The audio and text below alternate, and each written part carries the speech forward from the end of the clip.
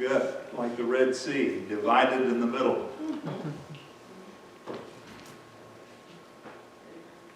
And this is, the base of this lesson is a little different than most lessons that I pick from. Sometimes I'll take a passage and use that context as the basis for the lesson, and we stay in that contextual study. This is not one of those lessons. But it is a lesson where a comparison is drawn. And as we read in Exodus chapter 12, from that time forward, the nation of Israel was to celebrate the Passover feast. And it was one of the most significant feasts of the Jews, one of the most significant times for the Jews. And it would be at this time frame that you remember Jesus, as he met with his disciples, they ate the Passover feast. And the night that they ate the Passover feast, that's the night in which he was arrested. And it is interesting how the Scriptures portrayed this event and how the Scriptures use Jesus as our Passover. And if you look at 1 Corinthians chapter 5, you'll see the setting in which this statement is made. And the statement is, "Purge out therefore the old leaven, that you may be a new lump, as you are unleavened, for even Christ our Passover is sacrificed for us." What's interesting about this is that this illustration of Christ being our Passover is right in the middle of what they're to do as a congregation when they are to perform discipline. He says in the first 5 verses of this, it's actually reported, "There's immorality among you, and such immorality is not even found among the Gentiles, for one of you has his own father's wife." And I take it from that description that that's his mother-in-law. "And you have become arrogant and not mourn that the one who did this should be taken away from you, but you have become puffed up. And I, on my part, as though absent from the body, but present in spirit, have already judged him who has done this." And he says, "In the name of our Lord, when you assemble together, and I with you in spirit, with power of the Lord, have decided to deliver such a one to Satan, for the destruction of his flesh, that his spirit may be saved in the day of the Lord Jesus. Your boasting is not good. Do you not know that a little leaven leavens the whole lump of dough?" And then he makes the transition from the person who had done this to the influence that is affected, to the church that is affected by this person. And they're not taking this person out of their midst. And he said, "Your boasting is not good. A little leaven," and in this context, leaven is wickedness. It is identified as wickedness. A little leaven leavens the whole lump of dough. And the lump there that's being talked about is the church. And so this illustration of you putting just a little bit, when I make bread, I put just a tablespoon of leaven in with 4 cups of flour. And this dough that comes out, it's not just the one part that I put the leaven in that's leavened. It influences and affects the entire loaf of bread, or the entire ball of dough that I make. And so he says, clean out. And then we have the text, purge out or clean out the old leaven. And this is the instruction that he's giving to the church. Purge out the old leaven, that you may be a new lump. And when that old leaven is done, then the old influence is over. The old influence has been removed, and that new lump is there. And as you are unleavened, the church is designed to be pure. The church is designed to be pristine. But even Christ, our Passover, is sacrificed for us. So in this construct that we have Paul making here, this comparison that Paul makes, leaven is being compared to the wickedness that they were to purge out, to take out from among them. And therefore the comparison is given to the context of removing the evil influence from the church. And the reason is given is because Christ, our Passover, has been sacrificed for us. An interesting comparison that Paul makes in just a sentence. And this is one of the beauties of inspiration, that a word or just a few words, a phrase or a sentence can be used by the inspired writers, and it can, from that one sentence, blossom into an entire sermon, into an entire list of points. And what Paul makes the comparison to is the Old Testament Passover. And we're reminded that it was given in the law. They were to partake of the requirements, or they were to take of the Passover as required by the law. We see the requirements of the people, that what they were to do as they prepared for the Passover, they had to take their house and completely eliminate any source of leavening influence that was within the house. They were to sweep it and clean it up, make sure that any leaven that was in the house is purged out. And then we see the requirements of the Passover itself as they took of the Passover. And as Christ is our Passover, we have requirements not under the law of Moses, but under Christ. And we have requirements that are given of the people, as he gives one requirement here is they're to be holy. And then we have the requirements of our Passover. And I'm not saying that this feast that we partake of is the Passover. I think that's the improper illustration. He's not talking about the Lord's Supper. He's talking about Christ, and the sacrifice that Christ made is our Passover. He is our Passover lamb. And so Paul just draws the focus within verse 7 very sharply as we make the comparison between the Old Covenant Passover and Christ, who is our Passover. There were many defining events in Jewish history, and this is certainly one of them. And Ezekiel made these same points in our study on, or many of these points in our study on Wednesday night in chapter 20, as we've been looking through that, where he gives a history of the people of God. And some of the defining events in Jewish history was the Exodus from Egypt. And certainly this Passover event, which memorializes that Exodus, as the angel came and killed the firstborn of everyone who did not have the blood applied to the doorposts and the lintels of their houses. The angel would come in and take the firstborn and kill the firstborn.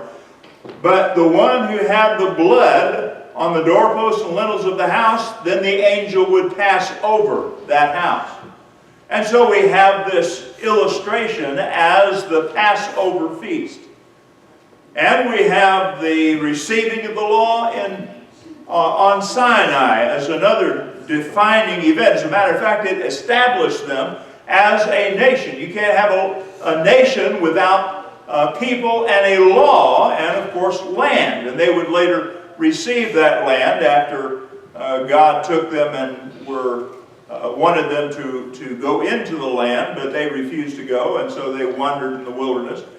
But they really became a nation there as they received the law in Exodus chapters 19 and 20.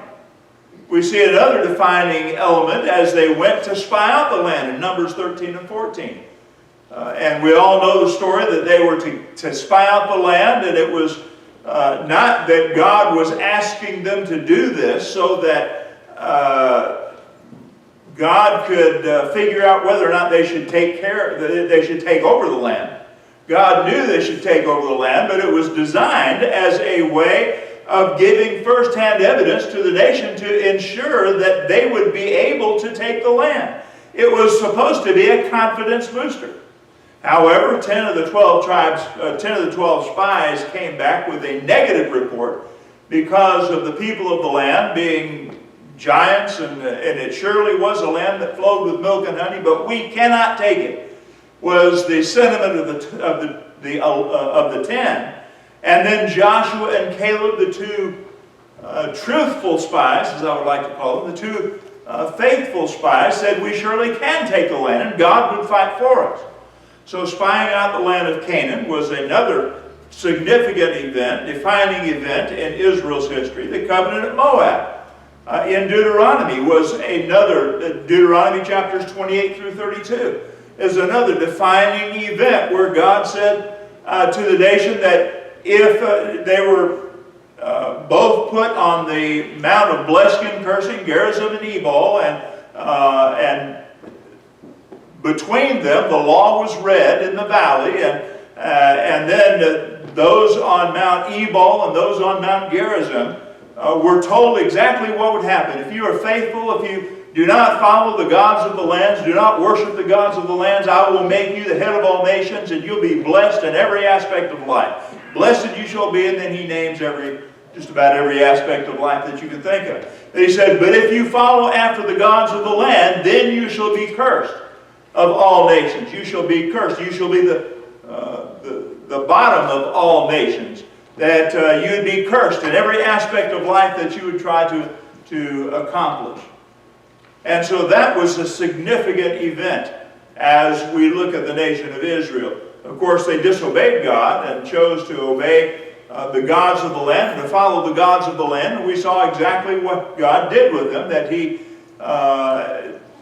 did take them and destroy them, though they were the head of all nations to begin with. And we see the reign of Saul and how it went sour, and then the reign of David and the problems that he had. And then eventually Solomon came into the picture, and idolatry was brought into the nation, and that is what divided the 12 tribes into two separate nations. And we see this covenant given at Moab as a defining event in Israel's history. And we had Exodus chapter 12, verses 1 through 11 read for us, so we're not going to reread that event or those passages again. But the Passover memorial is one of those defining events. And it was a great feast that was to be celebrated throughout the land, where God would pass over Israel. It was that mode of salvation that he would bring to the land, that as Moses kept bringing plague after plague after plague upon the children of Egypt, the final plague that he would bring out would be the death of the firstborn, with the angel as he would come and smite the firstborn of every house that did not have the blood on the doorposts and lintels of the heart, of their house, after they had slaughtered the lamb that they were to eat that night. Then they took that blood and applied it to their houses. And there's a significance to their eating that Passover feast. They weren't to gut it. They were to leave its feet and its entrails on, head and everything. And they were not to boil it or eat it raw, but they were to put it in and roast it with fire. I don't know that I've ever eaten anything whole that's been roasted. And I do that by design. First thing I do when I kill something is gut it. And we used to kill hogs on the farm, and we would gut them and bleed them out. And, then they would use the elements of the pig that a lot of people didn't eat. My family did. They would, the expression is you ate everything but the squeal. And they would take even the intestines and wash them out and use them for sausage casing. So all of that was used. But I've never eaten anything with everything left in it. And this just doesn't sound appetizing. But there's a significance to all of this that's given. And I'm not going to give certainly every detail. But this memorial feast celebrated their release from Egyptian captivity. And so it was their salvation. It was their release from captivity that this Passover feast, memorial feast, celebrated. And the sacrifice was you take a perfect one-year-old lamb, no defect at all, and then you sacrifice. You can take it from the sheep or the goats, but you take that one-year-old lamb. It had to be perfect, without spot, without blemish or spot, either one. And no ordinary lamb would do. It had to be the best of the best. It had to be the perfect lamb.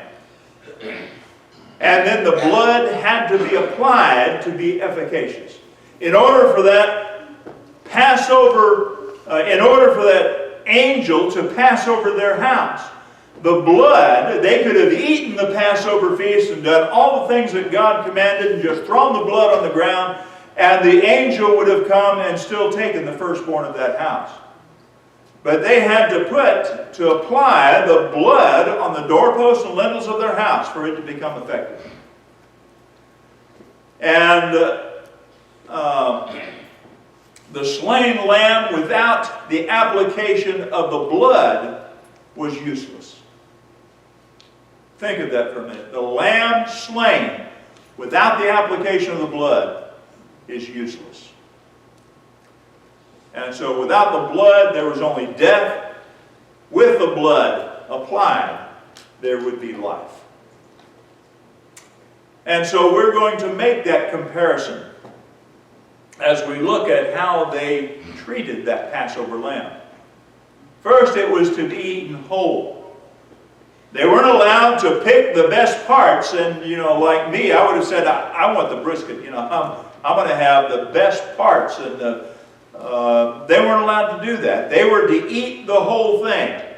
They couldn't pick and choose what to eat. They had to eat it all. And if they couldn't eat it all, then they had to gather families together so that they could eat it all. And then the rest, as I understand it, the things that were inedible, then that was to be burned with fire. But they had to eat the whole thing. All of it was to be consumed. And then what was left over, I guess that would be the feet, the head, the brains, hopefully the guts too, would be, the rest of the carcass anyway, as I would describe it, would be burned with fire. And then through the Passover, Israel had a great escape. Through this event, Israel had a great escape. Only those celebrating the Passover would escape death. Only those that had the blood applied to the houses as they ate that Passover feast would escape death. The firstborn of their house would be spared, but only if they applied the blood. Leaven was to be put out of the house, out of every house. Every person, all of God's people were required to eat the Passover feast, and those refusing to eat were cut off, and they were removed from the house of God's people. And all of their houses, all the leavening influence had to be removed from their house. And then we look at the leavening influence that Paul makes the application to as evil. Those that were not celebrating this were not a part of God's family, were not a part of God's household. And so we make the comparison to Christ as our Passover. And we celebrate a great feast. And Christians have a memorial feast to keep. We must eat Jesus' flesh and drink Jesus' blood. And I'm not referring to the Lord's Supper when I'm talking about that. I'm talking about eating the Passover lamb, our Passover lamb, and we must eat Jesus' flesh and drink Jesus' blood. That's a hard thing, a hard statement. But only those who eat will have life. And Jesus is our bread of life from heaven. And Jesus makes that application in John chapter 6. But as we look at 1 Corinthians chapter 5 first, in verses 7 and 8, as we have read just a few minutes ago, purge out the old leaven, for Christ is our Passover that is sacrificed for us. Therefore, let us keep the feast not with old leaven, neither with the leaven of malice and wickedness, but with the unleavened bread of sincerity and truth. So we are to have our Passover feast without the leavening influence of wickedness and evil, but with sincerity and truth. And going back to John chapter 6, as Jesus fed the 5,000 in this event, this section, Jesus then, after feeding them, makes the application of what he had just done. And in verses 50 through 56, this is the bread which came down out of heaven, so that one may eat of it and not die. And then he makes the application. I am the living bread that came down out of heaven. If anyone eats this bread, he shall live forever. And the bread also which I will give for the life of the world is my flesh. Then the Jews began to argue with one another, saying, how can this man give us his flesh to eat? They missed the point of what Jesus was trying to teach them, and I gave this lesson several years ago, and I'm not going to rehash that lesson again. But Jesus compares his teaching to the bread the children of Israel received in the wilderness, the manna that they received in the wilderness that fell down out of heaven. And the children of Israel wanted Jesus to give them that bread then forever. And then that's when Jesus makes the illustration, I am the bread which came down out of heaven. Both were from the same source, heaven, the manna, and the bread of life, which is Jesus Christ himself. And he wanted them to see the source of his teaching and to prove the very source of his teaching by the miracle that he had performed, by feeding the 5,000. And so as we look at the illustration, Christ is the perfect lamb that was sacrificed for us. No ordinary sacrifice could take away sin. It had to be the perfect sacrifice. It had to be the precious blood of our sacrificial lamb, Jesus Christ. Think of the comparison between the old covenant and the new covenant. In 1 Peter chapter 1, verses 17 through 19, Peter writes, if you address as Father the one who impartially judges according to each one's work, conduct yourselves in fear during the time of your stay on earth, knowing that you were not redeemed with perishable things like silver and gold from your futile way of life inherited from your forefathers, but with the precious blood as of a lamb, unblemished and spotless, the blood of Christ, our Passover lamb. And just like in the Old Covenant, the forerunner of Christ, just like in that Old Testament illustration, the blood has got to be applied to us in order for it to be effective in cleansing us from sin. We apply the blood that was shed in Jesus' death today. And only those with the blood applied can escape the consequences of sin, death. And only those with the blood applied have the opportunity to live from that time forward. How do you apply that which is no longer? And that's the sticking point that a lot of people have. But that's the point of Paul's message in Romans chapter 6. What shall we say then? Are we to continue in sin that grace may increase? May it never be. How shall we who died to sin live in it? Or do you not know that all of us who have been baptized into Jesus Christ have been baptized into his death. That's where the blood is shed. That's where the blood is reached. Or do you not know that all of us who have been baptized into Jesus have been baptized into our Passover lamb, the death of our Passover lamb? Therefore, we have been buried with him through baptism into death, so that as Christ was raised from the dead through the glory of the Father, so we too might walk in newness of life. The blood is applied at baptism. This is the sticking point that many of the denominations have with the truth. They have a bloodless religion. Anyone who teaches that one is justified on the basis of faith only is teaching a bloodless cleansing. Because the only way in which we can have life is by applying the blood to the doorposts and lintels of our hearts.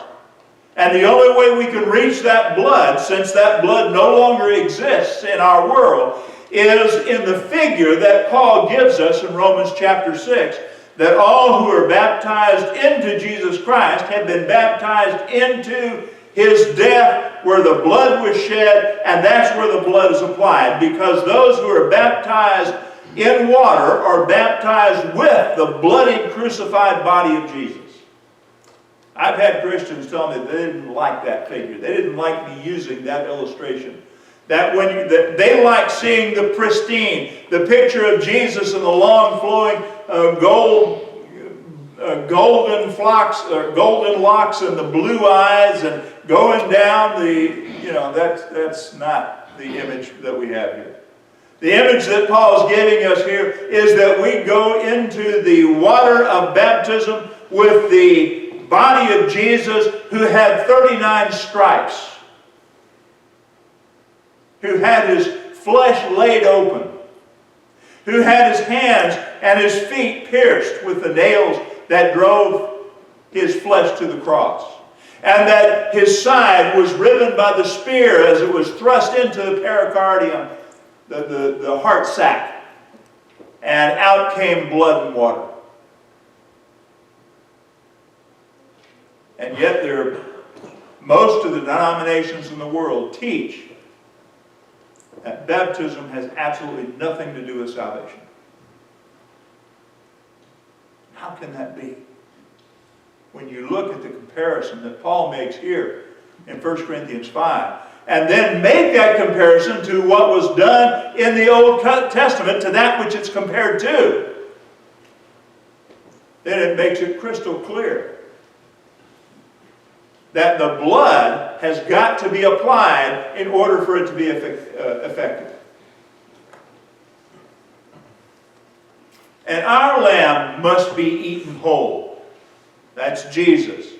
We can't pick and choose which part of his teaching that we want to eat. And that's what Jesus is talking about when he says, you've got to eat my flesh and drink my blood. You've got to consume me as your source of nourishment.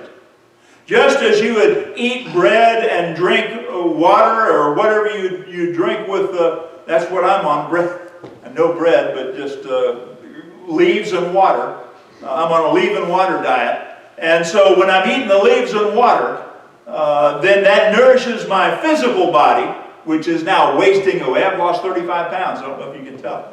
I've lost 35 pounds.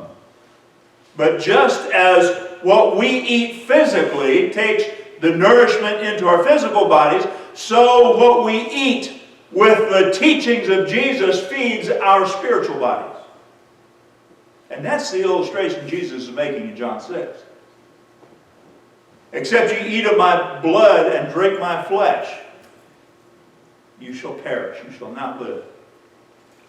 And so in verses 51 of John 6 and through 53, this is the bread which came down out of heaven, so that one may eat of it and not die. I am the bread of life. I am the living bread which came down out of heaven. If anyone eats of this bread, he will live forever.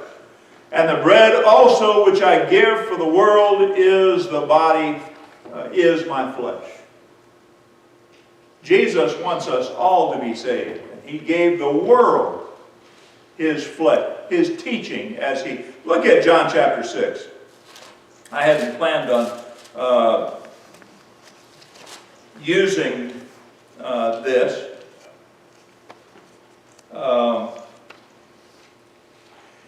Jesus explains what he's talking about in John chapter 6.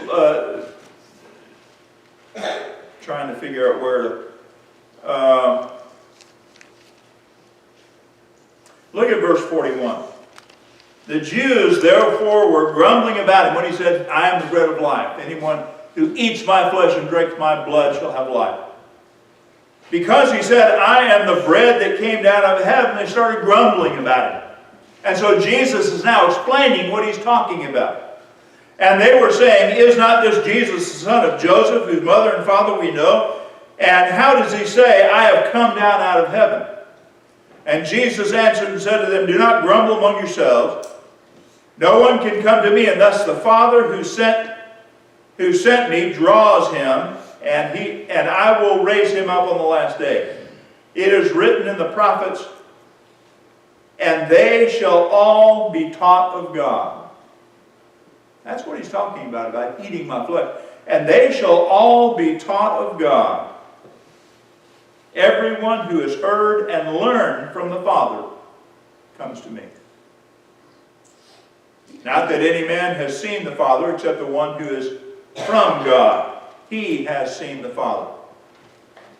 And then he says, truly, truly, I say to you, he who believes has eternal life. So this illustration that Jesus gives about eating my flesh and drinking my blood is talking about receiving my teaching. Everything that I present, everything that I give, you've got to consume that. You can't pick and choose which of his teaching to accept. You can't pick and choose which of his teaching doesn't apply to you. But you've got to take it all. Acts chapter 20, verses 26 through 27. Therefore I testify to you this day that I am innocent of the blood of all men, for I did not shrink from declaring to you the whole purpose of God. As Paul talked to the Ephesian elders, he warned them of a conflict that would come, that within the eldership that perverse men would arise speaking evil things to draw away disciples after themselves. And as he warns them, he says, I am innocent of the blood of all men. For I do not shrink back from declaring the whole purpose. I've got to eat it all. You've got to eat it all. The whole purpose of God. You can't pick and choose which part you want to consume. But I presented the whole counsel of God. Though our Passover, or through our Passover, we enjoy a great escape. Just as the Jews enjoyed a great escape, as we eat our Passover, we escape the consequences of sin, which is death. Not the firstborn of our families are saved, but our very souls